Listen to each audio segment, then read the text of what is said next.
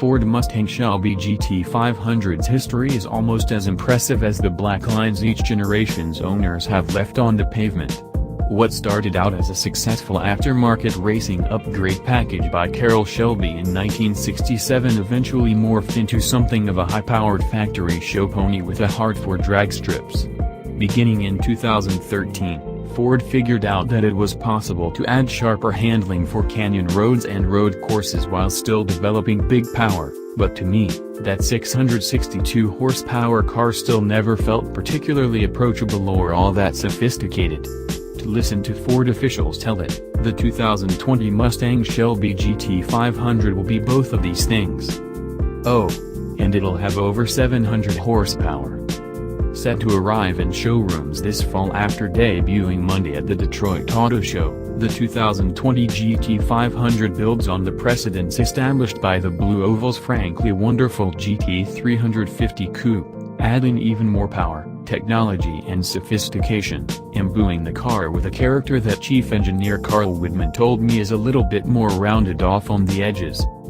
The outgoing GT500 was both quick and fast, with 0 to 60 miles per hour happening in about 3.5 seconds en route to a claimed top speed of over 200 miles per hour. The new model adds at least another 39 horsepower. I'm betting there will be few more besides, and, perhaps more importantly, a standard 7-speed dual-clutch transmission developed with DreamEck.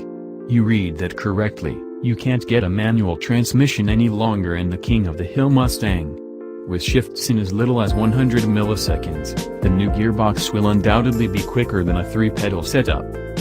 The GT500's various drive modes, including normal, weather, sport, drag and track, optimize transmission behavior for the driving at hand, whether tooling around town, lining up in front of a drag strip Christmas tree or idling out of the pit lane at your favorite road course.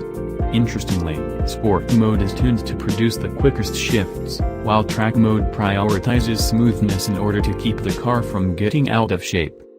Ford's move away from a DIY gearbox is likely to irk some self-anointed muscle car purists, but along with about 1,000 other changes, it should help this new GT500 to not only be violently quick around the big racetrack, but more tractable and flattering to the ham-fisted, too.